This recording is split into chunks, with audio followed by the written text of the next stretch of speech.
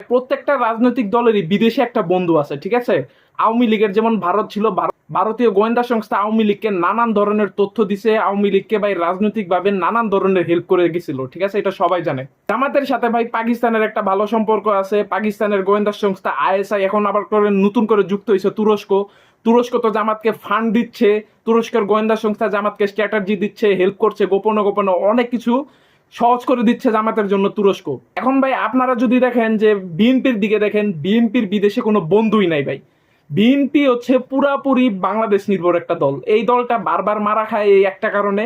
এই দলটা দেখেন আওয়ামী লীগের কাছেও মারা খাইছে, এখন ধীরে ধীরে আমরা দেখতেছি কি যে আমাদের দল বিএনপি ভাই জামাতের কাছেও মারা খাওয়া শুরু করছে। বিদেশি গোয়েন্দা সংস্থারা ভাই তলে তলে ডিপ স্টেট হয়ে আমাদের জন্য কাজ করে না।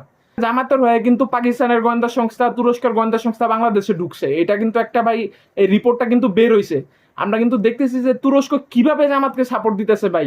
আওয়ামী লীগ আমলে আমরা দেখতাম যে ছাত্রলীগের ছেলেপেলেরা ইন্ডিয়া থেকে ভাই একটা নিয়ে আসতো, ইন্ডিয়া ইন্ডিয়া এবং তাদেরকে ট্রেন করতো।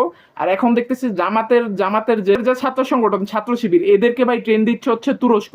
আসলে তুরস্ক চাচ্ছে বাংলাদেশে ঢুকতে, তুরস্ক তার প্রভাবটা বাড়াতে চাচ্ছে। এবং আমাদের বিএনপি ভাই দেখেন, আমাদের বিএনপির বিদেশে কোনো বন্ধুও নাই, প্রভুও নাই, ঠিক আছে? আমাদের বিএনপির দলটা ভাই পুরোপুরিটা হচ্ছে বাংলাদেশের মানুষদের উপর নির্ভর করে। তো এই দুই বিদেশি শক্তি তুরস্ক পাকিস্তান আর এইদিকে হচ্ছে ভারত, এই দুই বিদেশি শক্তিকে ভাই যদি প্রতিহত করতে হয় আমাদের বিএনপিকে ভাই একটা কাজ করতে হবে, সেটা হচ্ছে আমাদের নিজ দেশ বাংলাদেশকে শক্তিশালী করতে হবে, আমাদের গোয়েন্দা সংস্থাকে শক্তিশালী করতে হবে, যাতে বিদেশি গোয়েন্দা সংস্থাদেরকে বিএনপি ট্যাকেল দিতে পারে। নিজ দেশের মিলিটারি শক্তিশালী করতে হবে, অর্থনীতি শক্তিশালী করতে হবে, যাতে তুরস্ক এবং পাকিস্তান জামাতের মাধ্যমে বাংলাদেশে ভাই প্রভাব বিস্তার না করতে পারে, আবার ভারত আওয়ামী লীগের মাধ্যমে বাংলাদেশে প্রভাব বিস্তার না করতে পারে। এর জন্য ভাই বিএনপিকে কঠোর পরিশ্রম করতে হবে এখন থেকে।